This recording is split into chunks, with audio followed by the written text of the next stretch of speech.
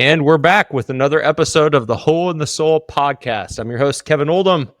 I've got my other host, Jose Bolaños. And if you haven't had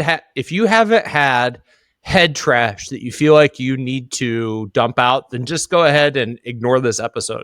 Like, if you're perfectly good, talking to yourself really nicely, respecting yourself, if you don't feel like people would freak out if they saw this, what your thoughts were, what you were thinking about yourself, then yeah, just skip it. You're good.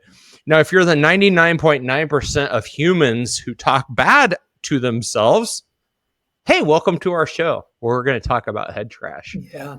I am a self-proclaimed expert in head trash. I'm just going to call myself a doctor because one of the things that my biz partner and good friend here, Jose, has helped me with is effective methods to dump out the head trash and also to keep less accumulating in my head. And so we're going to hope that for more people today, this conversation is going to be around mental health. It's going to be around talking nice to yourself. Jose, what's up, man? Not much, but I'm ready to go with this. I guess. What do you think of when like I say, you're in a unique vantage point because you listen to people all the time with their head trash. Like, that's pretty much what you do on your one-on-one coaching, I would assume, is that there's a lot of the performance aspect and how do I do fill in the blank, but there's probably also a lot of, hey, how do I work on, like with me, that was one of the things we identified when we first started working together in 2021 was that I needed to be nicer to myself. Yeah. I needed to treat myself better. Yeah. That's a common thing for particularly entrepreneurs, I'm guessing, isn't it? For everyone, even myself. Yeah.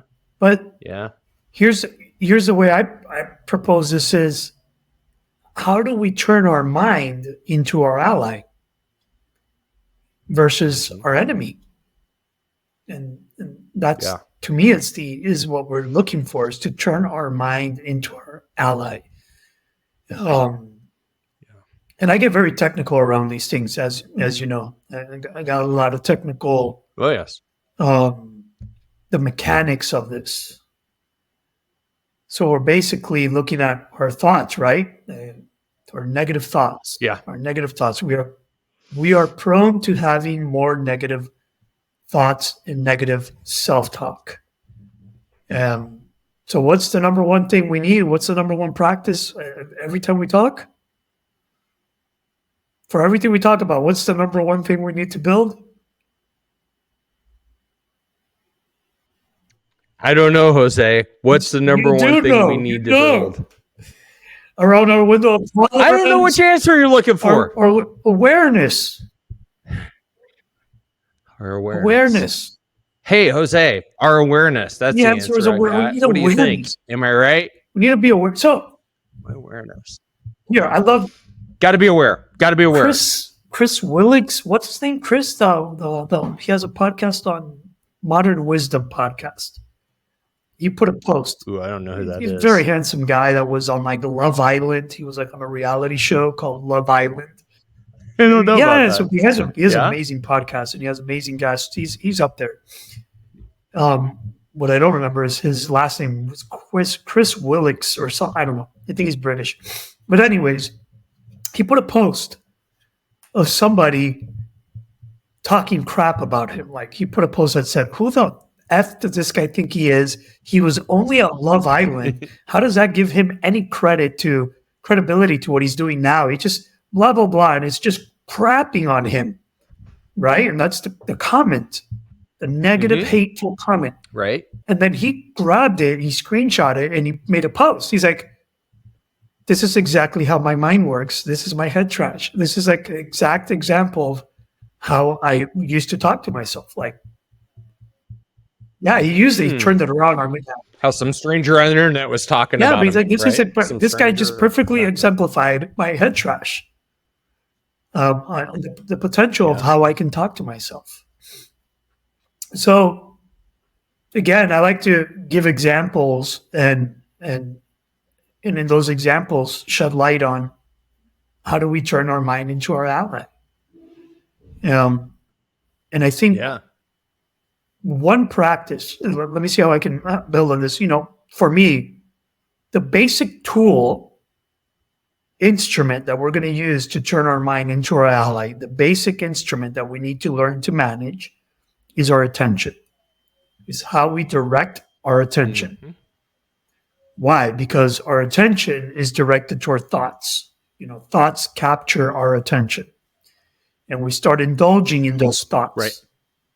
And most of the time, we are prone to indulge in negative thoughts, negative thinking, negative head trash captures our attention, and we start obsessing with it. We start, paying attention to it, and it becomes very real. You with me so far? I 100% am. So if we're going to talk about turning our mind into our ally, we need to shape our mind. We need to train our mind by learning to watch what we're paying attention to. So awareness is key. So for me, it's not the absolute answer, but one great option is to, train mindfully with mindfulness, to learn mindfulness training, meditation.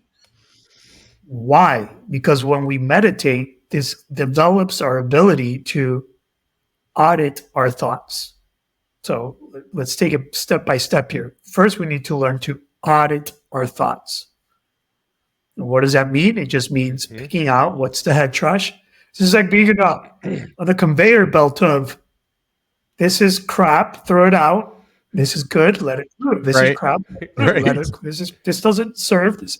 Yeah. But you're doing being aware. Being aware and learning to audit your thoughts, where you can actually become aware of what you're thinking. Like, holy shit, like I'm really thinking bad about myself. Like I'm really being terrible on myself right now.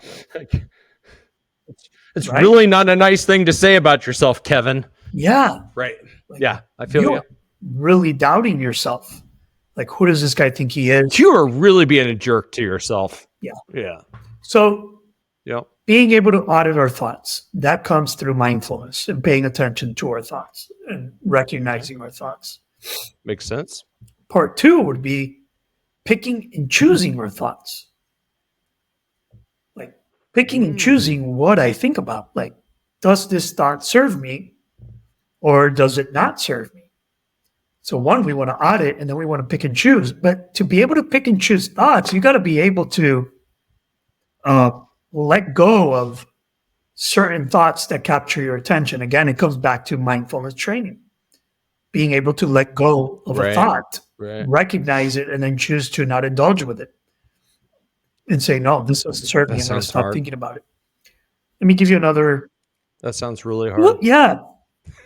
Like if I'm thinking about somebody right now who has a hard time meditating or is like, what is mindfulness? That sounds like made up garbage. And then you're telling me, hey, I just gotta I don't know. Like it seems like it could be a little bit overwhelming if somebody doesn't have training, I guess is where I'm going. That's okay. Anything is overwhelming if you don't have training. Yeah. Say, let's go run a marathon. Yeah. Everything's hard. I believe in people. I'm sorry. People who tell me meditation doesn't work for me. I don't buy into bullshit. That. They just haven't tried. I don't buy into that. Meditation works for everybody. It's like saying exercise doesn't work for you. It's like saying eating right doesn't work for you. Eating right doesn't work for me. What do you mean eating right does? Exercise doesn't work for me either. Yeah. What do you mean exercise doesn't work? There's principles here. They work for everybody. Meditation is mental exercise. You just got to embrace them. Well, let's start there. Meditation. Well, maybe that's step one.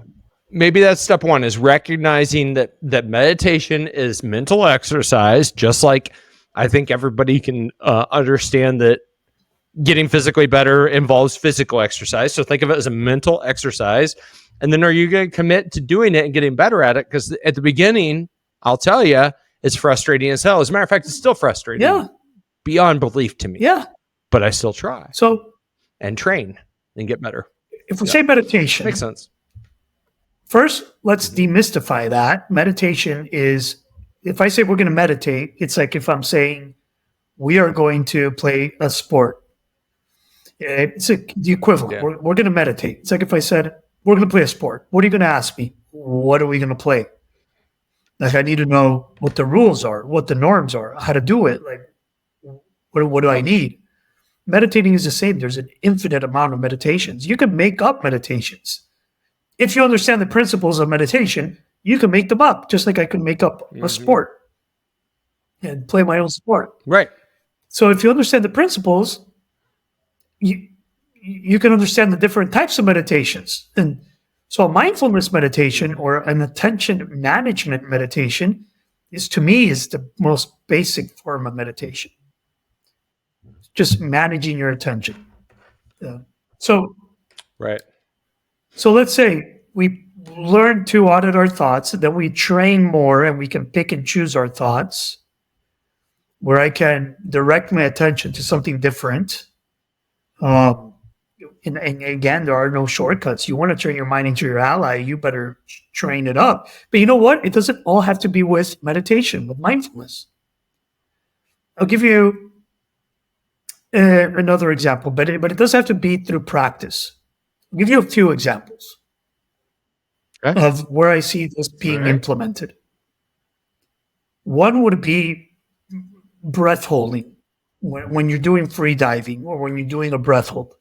Let's say I want to do a maximum breath hold. So I take a deep breath and I hold. Whenever I'm preparing to do a maximum breath hold, I can always identify the number one piece of head trash that can come into my mind at that point. That'll ruin my performance. You know what it is? You probably don't know. No, I don't. I'll tell you what it is. I love that. The stupidest thought, the biggest head trash that can come in, as soon as I take that deep breath and I hold, the immediate thought that comes in is, you didn't prepare right. You didn't do it right. You didn't prepare right. Why? No, that's the thought. When I take the deep breath and I start to hold, there's always this thought of, that wasn't good enough. Right. Once that thought comes in, that's going to ruin the whole breath hold. Absolutely. Yeah. So I immediately have to change it. I immediately have to direct my attention. I have to stop that thought. Change the I have channel. to change the channel. I have to direct my attention somewhere else. So I'll direct it to body sensation. Like I would say I'm trained.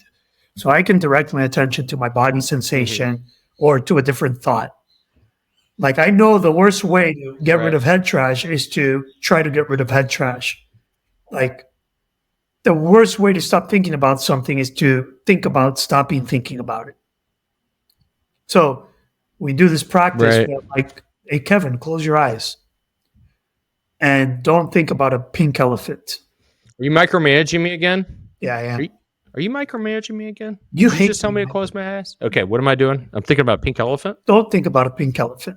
Don't think about a pink elephant. And don't think about a pink elephant. I just did. I just thought about the pink elephant. Okay, now he's yellow. Yeah, so don't think about the pink elephant on a tricycle. He's not on a tricycle, and he's not juggling. He's not a pink elephant. Don't think about the pink elephant on a tricycle juggling. No. I've got a yellow hippo in my mind right now. Go. My yellow hippo is riding a skateboard right now down a boardwalk. There you go. That's the best way to not think about the pink elephant. It's to think about something else. It's to think about the yellow hippo. Change channel. Or if you're trained, skateboarding down the boardwalk. But if you can train, you can focus on the breath. You can focus on your body sensation. The principle here is, if your mind isn't where you want it to be, focus on the breath, focus on the body. Yeah. And that's easier said than done because you train that. You can train that ability. It is. And you train through mindfulness meditation. You with me so far? 100%. So we're not going to get rid of head trash by not thinking about head trash. We're going to get rid of head trash by thinking about something else. A yellow hippo. Yeah, but changing the channel. Or your breath or body sensation, which are to me, they're the best anchors. When you don't know if you don't know where your mind is, focus on the breath, focus on the body. Well, it's cool too because they're always with you. Yeah. You know, meaning you don't have to have some sort of special equipment. You don't have to go to a certain place. Like you can do this on the subway. You can do this wherever you want. And guess what? Nobody's going to know you're doing it. So that's really cool. It reminds me a lot of our son. Our son is, he's 12 now. And I guess it was back towards the beginning of the pandemic. Maybe it was like 4 years ago or something. He was navigating some issues, and we took him to see this guy, Coach Barry, who's still my wife's therapist. And Coach Barry helps a lot of kids, and he also helped me. I went and saw him after my mom passed away. And what I liked about Coach Barry, what he does for the kids, and I asked him for one for an adult for me, is he makes these things called Coach Barry cards. And the little drawings, he does really good little drawings. And he'll be like, hey, just because I made a bad decision doesn't make me a bad person. There's like little mental models and little sayings that the kids, children, as well as adults, can carry around with them in their metaphorical tool belt. And that's just another tool, a type of training that you can use to change the channel or dump out the head trash or be nicer to yourself overall. And the dude had so many like Coach Barry cards, and I'm sure he's probably just got like 10 core concepts that he's using it across most kids and people that he sees. Probably like 10 to 12 different things that he sees that are common, that he's perfected this art of communicating them in a way that frankly has helped me as an adult as well. Yeah. I'm like, oh yeah. Another one would be the worry monster, and this is somebody we'll still talk about. It's like, hey, if our son is feeling worried about something, okay, cool. That's this dude on your shoulder. Imagine this invisible guy, the worry monster. He's just talking in your ear. He's just telling you stuff like, hey, you got this test coming up Friday and you're not prepared enough, even though you've drilled it a ton. The worry monster. And we all know that worry is one of the biggest things. It's a robber of joy. Like worry today robs you of tomorrow's joy. That's something I always try to tell myself. And I got plenty of worries. I'm an adult. Most adults have plenty of worries. But getting back to it and being like, all right, well, I understand that's something that is in my life that I get to deal with. But the worry is the unnecessary energy that I'm allocating to that, right? Yeah. And so I think it's cool, the fact that there's just resources, whether it's somebody who's helping your kids with their negative self-talk and creating Coach Barry cards and drawings that help kids understand, to training as an adult, because everybody's got head trash. I don't know anybody. I don't care who the most optimistic person on the planet is. I guarantee that they have self-doubt. They got things they say negative to themselves. Yeah. David Goggins, who's very extreme. Mm-hmm. Yeah. He has another practice. Very extreme. I don't know if David Goggins actually came up with this concept. I don't know where it came from, but it's called running naked. So running naked. What does that mean? It means to run without music. So literally, David Goggins says, talked about this, but I know it's called running naked. So David Goggins talks about if you run with music, you're the P word. You're a wuss. You're weak. It's what David Goggins says. Cheating. You're cheating. You're being a B. You're being a beep because you're running with music. Yep. Why? Because the music. And I agree. Yeah. I agree. I understand. So, it's much harder without it. Without it, what do you have to do? You got to make your mind your ally. You got to find the motivation in your own resources. You got to tap into your own resources. Mm-hmm. You can't depend on the different, like changing the music. Oh, I don't like this song. I'm going to change it. No, I don't like this thought. I need to change. You got to listen to your breath. You got to hear how hard you're laboring sometimes, and sometimes that might make it harder for you to breathe when you realize, oh wow, I'm actually breathing hard. Yeah. Or what you're thinking. He talks about a practice. I love this practice, and I think it trains your mind. It's called the cookie jar. So what he does is when he's running, I like cookies. When he's running, he remembers. And again, if you go back to the basic tool here, it's your attention. Your doctor's cards, they're just directing your attention in another way. He has this. When he was little, his mom would have a cookie jar with a variety of cookies. And he would put the hand in and take out a cookie, not knowing what cookie was come out. And every time he brought out a cookie, whether it was an Oreo or a Chips Ahoy or whatever, it was fascinating to him. He was was a happy moment to see what cookie he would Right. bring out. Right. Yeah, that moment was exhilarating. It was energizing. It was uplifting. So what he did was, when he's running, he would dig into the cookie jar as memories. So when he was doubting, when he had head trash, he would Yeah. pull out memories from his past of things that he had accomplished. So he would, like, Oh, wow. you Yeah. passed Bud's training, the Navy SEALs Bud's training twice, Yeah. and that would energize him. Or you graduated high school, Yeah. and that would energize, or you did this, or you did that. And so he would bring in a positive memory out of his cookie jar, and that would energize him and help him focus and keep on going. That was a way he would, work his head trash. So there's many ways, That's really Yeah. cool. but we need to have that ability, that trained and practiced ability to turn our mind into our ally in whatever endeavor, whether we're running a marathon or climbing volcanoes or doing free diving or breath holds or just leading a company. Mhm. Your freaking mind needs to be your ally, bro. And to do that, you need Yeah. to train it. There's no way around it. You do. You need to learn to. What do leaders do when they're like, I'm sure I don't know. I got a lot of places that I could take this, but I guess what I want to say is, so let's say you chronically, you feel like, hey, you're listening to this stuff and this all sounds great, right? You're like, hey, whatever. Like I've been in a chronic, and I'm thinking about some business leaders I know that their minds are not their allies, and I don't think they ever have been. So let's say you've got this chronic issue, chronic, your entire life. Maybe you haven't felt like you're enough, and so you've got terrible self-esteem, right? Like you're in the toilet, like you're like, oh my gosh, but on the outside, you're faking it.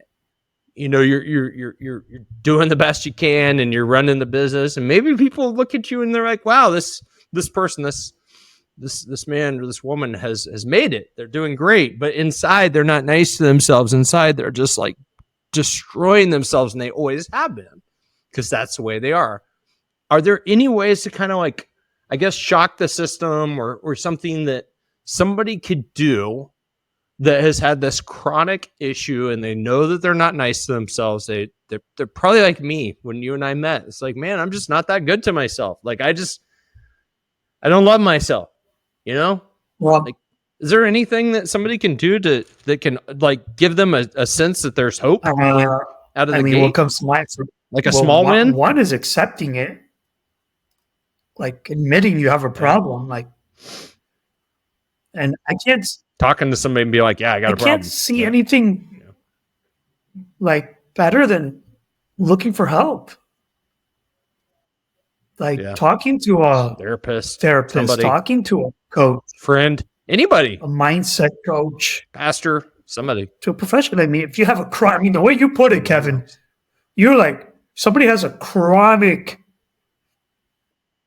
Yeah, there's like their whole life they've just been like a negative, hey, I suck type of person. There's a lot of people like that in the world, I think. Like they're suffering inside because they're faking it, but they're really hard on themselves. Yes. One is just admitting you have a problem, like shit. And then two is talk to a professional, talk to a coach, talk to a therapist, talk to somebody that can help you get your mindset right. I mean, they're maybe know that you're not broken. I mean, I think that maybe that's a way to. It's like, man, it doesn't mean you're broken. It doesn't mean you're defective. It doesn't mean there's something wrong with you. It's just like you haven't had the tools, and you got to get the tools or the training or the knowledge somewhere. You got to get this stuff. This stuff's deep. I mean, this is like, wow. Like, hey, go talk to somebody who's trained in this stuff to help you put it in buckets and deal with it. Well, because you got to deal with it. You got to manage it. You got to work through it. You got to do the self work. I told you I started reading Psycho-Cybernetics. I'm 10 pages in, but it talks about learning the mechanics, like the mechanics of how we operate. And if you understand the principles and the mechanics, you can start working with the system. I believe we need to manage, we need to learn, I believe this, we need to learn to manage the system. And you are the system.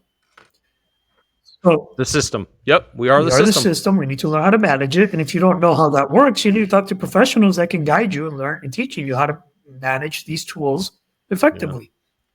I mean, that's basically my work, my whole path started when my mentor told me, when I told him I want to be a facilitator, I want to be a coach, I want to learn to facilitate other people's lives.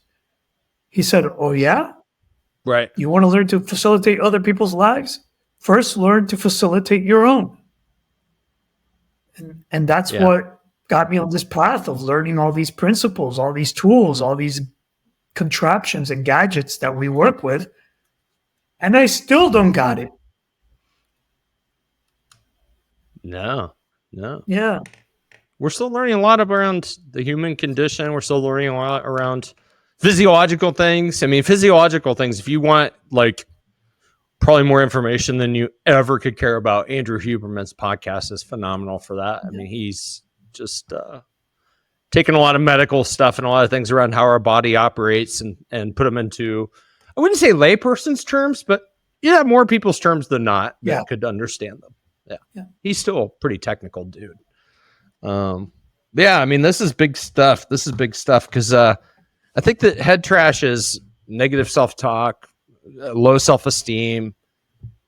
We talk about something that could fix a lot of like economic issues. If people just who had bad self-esteem all of a sudden had good self-esteem, it's probably gonna solve a lot of problems economically in the world. Like it's just gonna be a better world when people believe in themselves.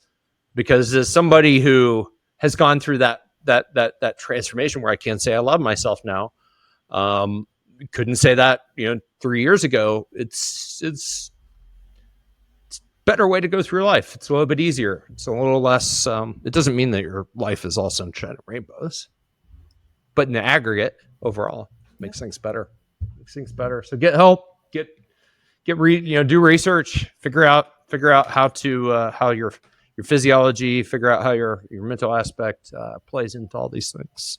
What else? Anything else we want to touch on? I think talking about head trash and how to manage. I think the bottom line is, learning to audit your thoughts and then pick and choose the right ones, and knowing for the sake of what. Like I do believe that having a goal to polish your mind around, like, what do I mean by that? If I'm going to run a marathon, I can now determine if my mind is right for it or not. So I believe we need to get our mind right in regards to a goal or something that we're after. Does that make sense? So it's not just fixing head trash for the sake of fixing head trash. We're fixing head trash in regards to this. Like this goal, this path, this purpose. This is why I'm fixing this head trash, is because I got this. Yeah, for the sake of what? For the sake of what? For me, to be the filament in the lives of the people I touch. Yeah, I mean, I can't beat the light for other people unless I got my own shit together. Most of the time. Yeah. Nobody does all the time. So I believe we need to have, for the sake of what, clarified. So that we can. Is it for a marathon? Is it for free diving? Or is it for a business purpose or a greater purpose? They're all the same. Make your mind your ally. Make your mind your ally. And if you want to go back and learn around some of these things like we talk about, for the sake of what, declaring your noble commitment, go back and look at episode 3, declaring your noble commitment. Also episode 2, we tapped into these things pretty early in this podcast because they are core. I mean, they're basically like the foundational elements. Yeah. They really are. And then everything else just kind of cascades down. So those are 2 good places to go. Spend some time if you want to dive into this stuff a little bit more. Yeah. The true north thing is huge, man. It's huge. When you know what you're doing, when you know why you're doing what you're doing, and I'm talking about life, I'm talking about your career, I'm talking about everything, definitely makes a lot of other things make sense. Yeah. A lot of other things. Yeah. So there you go. All right. I think that's a wrap, man. Well, good. I'm your host, Kevin Oldham. I've got my other host, Jose Bolaños, here. We appreciate your support. We'd love it if you subscribed. We'd love it if you left a review. And until next time, have a phenomenal weekend. Be well.